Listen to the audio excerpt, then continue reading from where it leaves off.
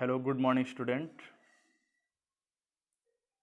सभी बच्चों, जैसा कि आप सभी जानते हैं, विद्यालय से ऑनलाइन क्लासेस प्रोवाइड की जा रही हैं।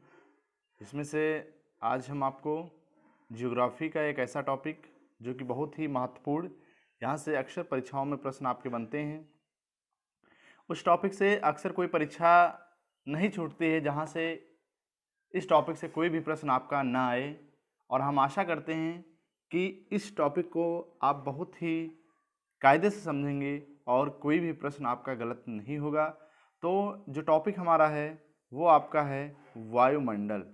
आज हम देखेंगे वायुमंडल से रिलेटेड, चूँकि वायुमंडल UP TET, C TET, super TET, इन परीक्षाओं में ईवीएस के पोर्शन से यहाँ से एक प्रश्न आपका आता है। हाई स्कूल एवं इंटरमीडिएट की परीक्षाओं में भी ये प्रश्न आपकी बनते हैं यहाँ से। वायुमंडल, चूंकि हम समझेंगे कि वायुमंडल हमारा है क्या। एटमॉस्फेयर, व्हाट इज एटमॉस्फेयर, या वायुमंडल क्या है। तो पृथ्वी के चारों ओर फैले गैसीय आवरण को वायुमंडल कहते हैं। पृथ्वी के चारों ओर फैले गैसीय आवरण को ही क्यों, चूंकि इस वायुमंडल में विभिन्न प्रकार की गैसें पाई जाती हैं, तो उन्हीं गैसों के आवरण को ही वायुमंडल कहा जाता है, पहली चीज। दूसरी बात यह है कि वायुमंडल की ऊपरी परत को, यानी कि जो वायुमंडल हमारा होता है इसकी ऊपरी परत जो हमारी होती है, यानी वायुमंडल की ऊपरी परत जो होती है उसे हम क्या बोलते हैं। तो वायुमंडल की ऊपरी परत को हम वायुर्विज्ञान बोलते हैं। क्या बोलते हैं? वायुर्विज्ञान बोलते हैं। इसकी ऊपरी परत को वायुर्विज्ञान बोलते हैं। क्या बोलते हैं? वायुर्विज्ञान बोलते हैं। इसकी ऊपरी परत को वायुर्विज्ञान बोलते हैं, जिसे इंग्लिश में एरोलॉजी बोलते हैं। क्या बोलते हैं? एरोलॉजी। इंग्लिश में इसे एरोलॉजी बोलते हैं। अब निचली परत जो हमारी होती है इसकी, तो उसे हम ऋतु विज्ञान बोलते हैं। क्या बोलते हैं? ऋतु विज्ञान बोलते हैं। ऋतु विज्ञान बोलते हैं। इसे मेट्रोलॉजी बोला जाता है। इसे मेट्रोलॉजी कहते हैं। इसे क्या बोलते हैं? मेट्रोलॉजी। तो यहाँ पे हम समझ चुके हैं कि पृथ्वी के चारों ओर फैले गैसीय आवरण को वायुमंडल कहते हैं। वायुमंडल की ऊपरी परत को वायुविज्ञान एवं निचली परत को ऋतु विज्ञान कहते हैं। अगली बात यह है हमारी कि जो वायुमंडल हमारा है वो कितने किलोमीटर तक फैला हुआ है, इस चीज़ को समझना बहुत ही जरूरी है।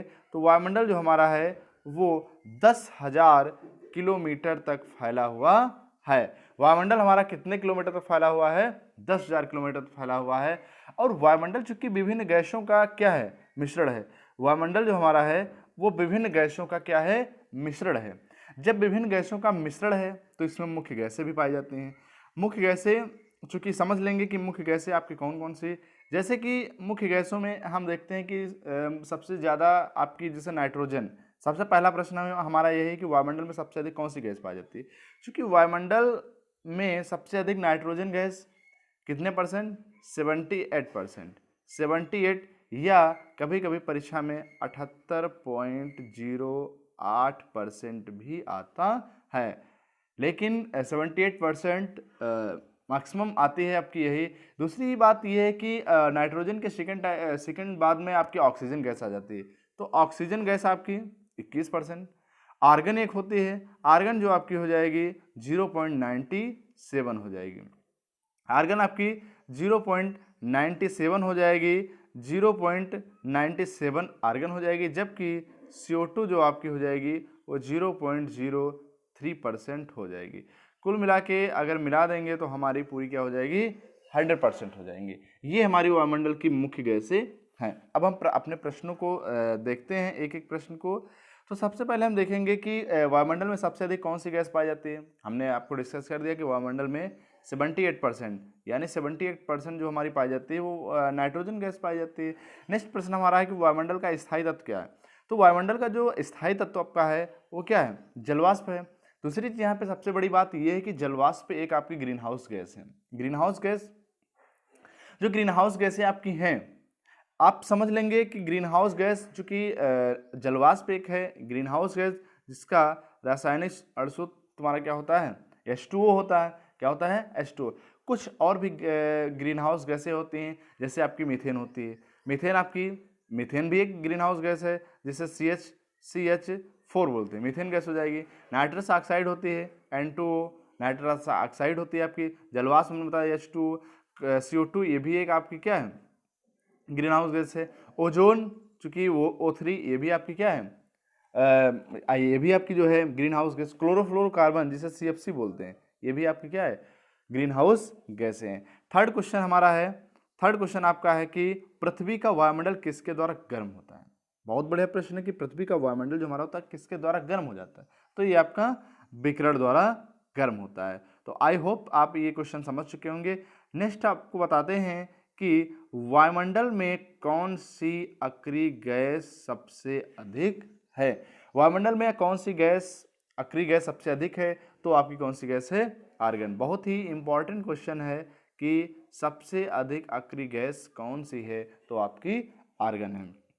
नेक्स्ट क्वेश्चन हमारा है, कौन सी गैस ग्रीन हाउस प्रभाव के लिए उत्तरदायी है। कई बार परीक्षाओं में आया है कि कौन सी गैस जो है ग्रीन हाउस प्रभाव के लिए उत्तरदायी है। तो हमने अभी चर्चा आपको किया कि green house gas, carbon dioxide green house gas है, ये प्रभाव के लिए सबसे ज़्यादा क्या है, उत्तरदायी है। ये भी इंपॉर्टेंट क्वेश्चन है, कई बार परीक्षाओं में आपका आ चुका है। अगला क्वेश्चन आपका है कि सूर्य की तीव्र किरणों से जुलझने में कौन से गैस हमारी रक्षा करती हैं। O3 जो अभी हमने बताया, कौन सा, O3 यानी ओजोन। ओजोन परत को जीवनी परत भी बोलते हैं, इस चीज को आप याद कर लीजिएगा। क्वेश्चन परीक्षा में आता है कि ओजोन परत को क्या बोलते हैं, जीवनी परत भी बोलते हैं। ओजोन लेयर जो आपकी होती है, ये सूर्य से जब किरणें आपकी आती हैं और ये जो है किस मंडल में आती हैं, ये क्वेश्चन बहुत मायने रखता है। तो ये आपका 5 मंडल होते हैं, तो एक समताप मंडल होता है, जिसे इंग्लिश में समताप मंडल जो होता है, समताप मंडल। और समताप मंडल की अगर हम बात करें तो इसे इंग्लिश में क्या बोलते हैं, स्ट्रेटोस्फीयर बोलते हैं, स्ट्रेटोस्फीयर बोलते हैं समताप मंडल। और ये जो आपका होता है, ये निचली परत से 18 से 50 किलोमीटर की दूरी होती है। अगला क्वेश्चन यहीं से बनता है कि ओजोन लेयर जो आपकी होती हैं वो यहीं पे पाई जाती हैं। और इसी समताप मंडल में क्वेश्चन आपका इंपॉर्टेंट है कि जो वायुयान आपके उड़ाए जाते हैं, वायुयान जो आपके उड़ाए जाते हैं वो भी कहाँ उड़ाए जाते हैं, इसी समताप मंडल में उड़ाए जाते हैं। अगला प्रश्न आपका है कि कोई भी इसमें मौसम संबंधी घटनाएं नहीं पाई जाती हैं, जो कि मौसम संबंधी घटनाएं जो आपकी पाई जाती हैं वो किसमें पाई जाती हैं, क्षोभ मंडल में पाई जाती है, जिसे इंग्लिश में बोलते हैं ट्रोपोस्फीयर बोलते हैं। कुल हमारी 5 मंडल होते हैं, परत होती हैं, जो कि आपका क्षोभ मंडल, समताप मंडल, मध्य मंडल, आयन मंडल और बहिर्मंडल। डिस्कस करेंगे आगे के प्रश्नों में। नेक्स्ट आपका प्रश्न है 7 नंबर की भूपृष्ठ से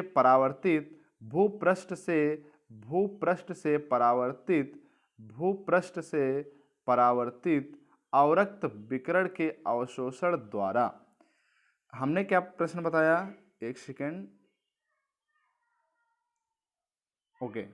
भूपृष्ठ से परावर्तित अवरक्त विकिरण के अवशोषण द्वारा भू वायुमंडल में तापमान वृद्धि की क्रिया को कहते हैं, तो क्या बोलते हैं, ग्रीन हाउस प्रभाव बोलते हैं। क्या बोलते हैं, ग्रीन हाउस प्रभाव बोलते हैं। वायुमंडल में नाइट्रोजन की मात्रा कितने परसेंट है, अपने बात कर लिया कि नाइट्रोजन की परसेंट जो हमारी है वो कितनी है, 78% है, और सबसे ज़्यादा भी है। ये भी आ जाता है कि वायुमंडल में सबसे अधिक गैस कौन सी है, तो आपकी नाइट्रोजन गैस।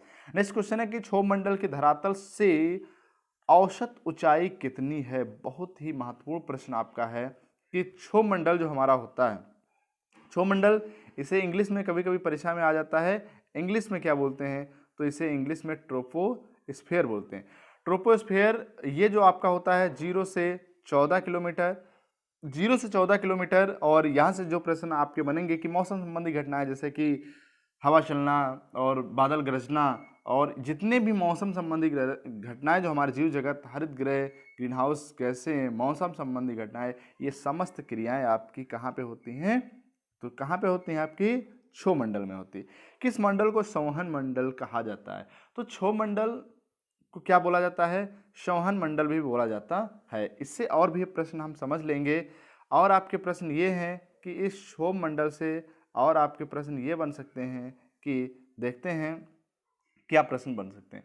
क्षोभ मंडल, सबसे पहले हमने क्या समझ लिया कि इसे संवहन मंडल भी कहा जाता है। 10 नंबर से क्वेश्चन दिया कि किस मंडल को संवहन मंडल कहा जाता है, तो क्षोभ मंडल कहा जाता है। इसकी जो ऊंचाई होती है वो कितनी होती है, 18 किलोमीटर होती है। ठीक है, ये पृथ्वी का सबसे नजदीक का मंडल है। ये भी प्रश्न आ जाता है कि पृथ्वी का सबसे नज़दीक, यानी ये क्या है, ये सबसे नज़दीक का मंडल है। मौसम संबंधी घटनाएं कहाँ पे होती हैं, इसी में होती हैं। इस मंडल में भारी ग्रीन हाउस गैसें पाई जाती है। अगर क्वेश्चन आ जाए कि ग्रीन हाउस गैसें पाई जाती हैं, तो ग्रीन हाउस गैसें जो आपकी हैं वो भी किस मंडल में पाई जाती हैं, तो क्षोभ मंडल में पाई जाती है। इस मंडल को संवहन मंडल या अधोमंडल भी कहते हैं। इसे क्या बोलते हैं, अधोमंडल भी कहते हैं। इसे क्या बोलते हैं, अधोमंडल भी इसे ही कहते हैं। ऊंचाई रहने के साथ साथ तापमान इसका कम होता है। ये भी पॉइंट आ जाता है कि ऊंचाई रहने के साथ साथ तापमान किसका कम रहता है, तो ऊंचाई रहने के साथ में तापमान जो कम रहता है वो भी आपका क्षोभ मंडल में रहता है। आई होप आप समझ चुके होंगे। नेक्स्ट हम बात करते हैं क्वेश्चन नंबर 11, जो कि क्वेश्चन नंबर 11 आपका है कि पृथ्वी के वायुमंडल का सबसे अधिक घनत्व कहाँ रहता है, तो सबसे ज़्यादा घनत्व और सबसे ज़्यादा गर्म रहता है तो आपका क्षोभ मंडल में रहता है। ऊंचाई रहने के साथ साथ तापमान कम होता है। इसमें जितनी आपकी ऊंचाई रहेगी तो तापमान क्या होगा, कम रहेगा। ऊंचाई रहने के साथ में तापमान क्या रहता है, कम रहता है, पहली चीज़।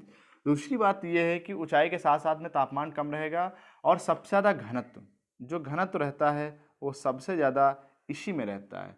सबसे ज़्यादा गर्म अगर आपसे कहा जाए तो भी आपका क्या रहेगा, क्षोभ मंडल रहेगा। ग्रीष्म ऋतु में ऊंचाई बढ़ जाती है परंतु जाड़े में घट जाती है। ये भी पॉइंट इंपॉर्टेंट है कि गर्मी के दिनों में इसकी ऊंचाई क्या हो जाती है, बढ़ जाती है। गर्मी के दिनों में बढ़ती है जबकि जाड़े में ये क्या हो जाती है, घट जाती है। आप समझ रहे होंगे, हम आशा करते हैं। वायुमंडल में दैनिक मौसम परिवर्तन किसके कारण होता है, हमने पहले क्वेश्चन में बात कर लिया है कि वायुमंडल में दैनिक मौसम परिवर्तन किसके कारण होते हैं, तो क्षोभ मंडल का। ओजोन परत कहाँ स्थित है, हमने बात कर लिया है समताप मंडल में, इसके पहले वाले क्वेश्चन में। समताप मंडल में ओजोन परत का क्या कार्य रहता है, समताप मंडल भूतल पर परावैंगनी विकिरण को रोकना। ओजोन परत का काम क्या रहता है, विकिरण पात को रोकना या परावैंगनी विकिरण को रोकना। समताप मंडल पे हम पुनः बात कर सकते हैं अगर, तो इसमें क्या रहता है 50 किलोमीटर, ये समताप मंडल जो आपका 50 किलोमीटर। दूसरी बात है कि मौसम संबंधी घटनाएं इसमें नहीं होती। इसमें एक बड़ी बात है कि इसमें टेम्परेचर जो रहता है समान रहता है। अब टेम्परेचर अगर समान न रहता होता तो क्या इसमें एरोप्लेन उड़ पाते, नहीं। यहाँ पे जो ताप रहता है वो क्या रहता है, एकदम समान रहता है। मौसम संबंधी घटनाएं नहीं होती। हवाई जहाज इसी मंडल में उड़ते हैं। कभी कभी इस मंडल में विशेष प्रकार के मेघों का वर्णन भी होता है जिन्हें भूलाग मेघ कहते हैं। मेघों का वर्णन, अगर क्वेश्चन आ जाए मेघों का वर्णन, तो मेघों का वर्णन भी कहाँ पे होता है, इसी मंडल में होता है। ठीक है, इसके 10 किलोमीटर ऊपर ओजोन लेयर पाई जाती है। अगर क्वेश्चन आ जाए कि ओजोन लेयर आपकी पाई जाती है तो किसमें पाई जाती है, इसी मंडल में। आप समझ रहे होंगे, हम आशा करते हैं। बहुत ही बारीकी से समझाया जा रहा है आपको। नेक्स्ट क्वेश्चन आपका है क्वेश्चन नंबर 15। क्वेश्चन नंबर जो 15 आपका है कि दीर्घ रेडियो तरंग पृथ्वी के किस परावर्तित होती हैं, तो आपका आंसर हो जाएगा आयन मंडल। आयन मंडल की अगर हम बात करें तो ये आयन मंडल जो आपका है, इसकी अगर बात करें तो इसे इंग्लिश में क्या बोलते हैं, आयनोस्फीयर बोलते हैं। इसे इंग्लिश में आयनोस्फीयर बोलते हैं। इसे इंग्लिश में आयनोस्फीयर बोलते हैं, पहली चीज़। दूसरी बात यह है कि जो आपका आयन मंडल है ये 80 से 640 किलोमीटर है। रेडियो तरंगें, क्वेश्चन जो आ जाए रेडियो तरंगें और दूरदर्शन की तरंगें, तो ये सब कहाँ पाई जाती हैं, आपकी आयन मंडल में पाई जाती हैं। अगला है कि वायुमंडल में कौन सा रसायन ओजोन स्तर की अवक्षय का कारण है, तो क्लोरोफ्लोरोकार्बन। वायुमंडल के किस भाग में जलवाष्प की कुल मात्रा का 90% भाग विद्यमान रहता है, तो ये भी आपका आंसर क्या हो जाएगा, क्षोभ मंडल। वायुमंडल का कौन सा भाग रसायन मंडल का एक भाग है, तो आपका क्या हो जाएगा, ओजोन मंडल हो जाएगा। इसके बाद में हम देख लेंगे आगे के प्रश्नों को कि हमने बात कर लिया है कि हवाई जहाज उड़ाने के लिए कौन सा मंडल उपयुक्त है, तो हमने बात कर लिया समताप मंडल। वायुमंडल की निचली परत क्या कहलाती है, सबसे